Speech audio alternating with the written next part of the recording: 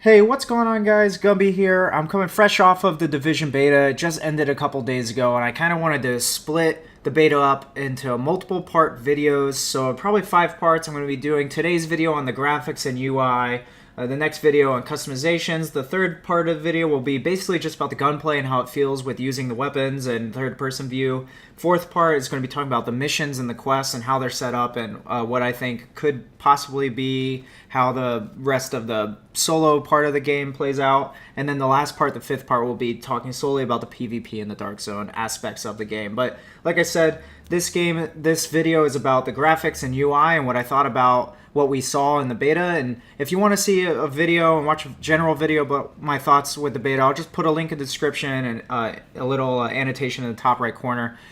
That pretty much goes over general thoughts, but these are going to be a little more specific. So, graphics and UI. First off, I thought the game was gorgeous. This was a beta, so this may not even be the full graphical engine in full force. It probably is, but it may not be. So what we got so far, I think, was pretty. I am going to have some caveats. Granted, this was not the same looking game that we saw in 2013 at E3 when Ubisoft first announced The Division. It's not. The very first trailer was most likely, it was just a marketing video. It was most likely to get people excited and talking about this game that they knew wasn't going to come out for many, many years and that they were just working on. And they were really just getting the fine tuning of the engine at that point. So it was probably just a marketing video. It was probably a really uncompressed version of the game. So it was running at a really high fidelity, really high graphical setting. And the hardware that we have present for the Xbox One and the PlayStation 4, it won't cut it for that type of graphical level that people were expecting from that trailer back in 2013. Publishers were starting to drop publishers now are starting to drop the 360 and PlayStation 3 now when they're developing games like The Division is.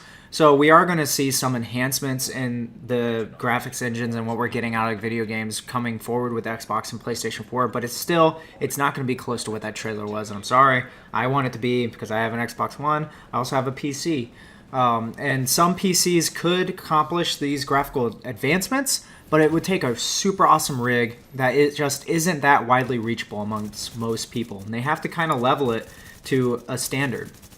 It sucks for people that can't have that hardware and they can afford that hardware, but it just is what it is. Especially like some of the hardware when we're talking about running at 4K resolution, it's a lot of money into something that not everyone can afford. And they want everyone, for the most part, to have kind of this bell curve experience where everyone's in an average of the same general experience in terms of what they're looking at and the way they're experiencing game, whether it's frame rates or resolutions, and just sticking at a consistent level of fun and beautiful aspect of the graphics. I also suspect, just like Watch Dogs, the PC version is going to get some type of graphical mods from the community.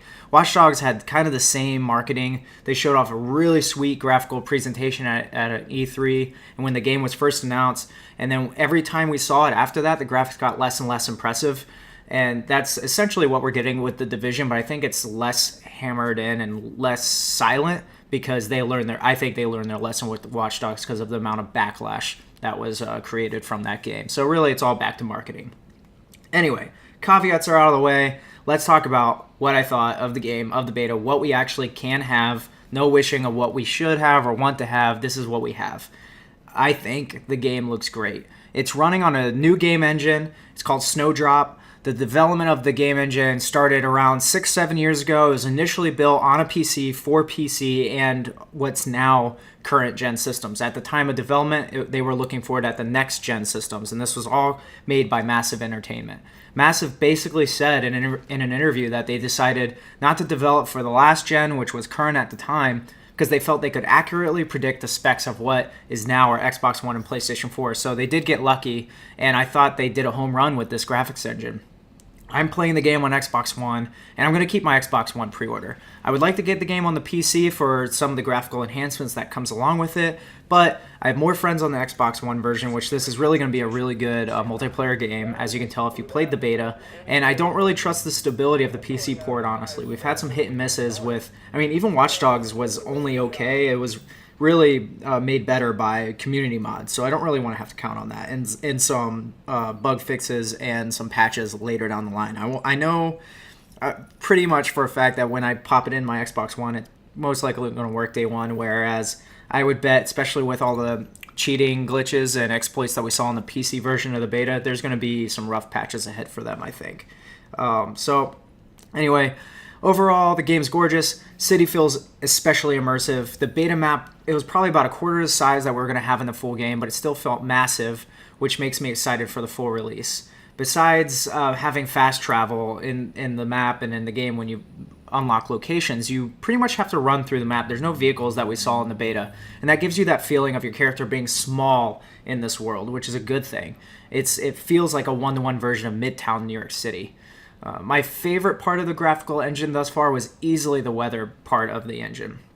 The game cycles through day and night cycles like a lot of other games, but also has a dynamic weather system. The game world cycles between sunny days, snowy conditions, dense fog, blizzard conditions, and more. This is a small thing for a game, but I think it adds a great feel, and it changes the way the world looks, and you actually react to it drastically, different in terms of whether you can, how far you can see down a street or not. It actually makes the world look differently. So really quickly, we talked about the graphical engine, and we talked about how pretty and gorgeous I think the game is, but another thing that you're going to be looking at while you're playing this game is the user interface. And you're looking at it almost as much as you're looking at the graphics rendering on a building or on your character. So I will admit, when I first saw the UI in early gameplay, it did look super cluttered. It kind of, when I was getting into the game and I was looking back at gameplay from the beta, it still to me feels like there's a lot going on the screen. Most of it's floating around your character because you are in third person, and so it doesn't really get in the way of your aim, and it doesn't really impede you of seeing enemies or objects, but it still is just a lot to look at. I will say, when you're playing the game, you do get used to it. You start learning where to look for the information you want to know, like, are your abilities charged? How much ammo do you have left in your gun? How many grenades, med kits do you have? Who's in your party? What's their rogue level compared to yours? All that stuff you really do get used to as you play the game. But when you're first jumping in, it really is it's a learning curve to just know the basic status of your character. And that is going to be hard for some people. But like I said, you do pick it up fairly quickly. So it's not much of an issue. It's just something to point out.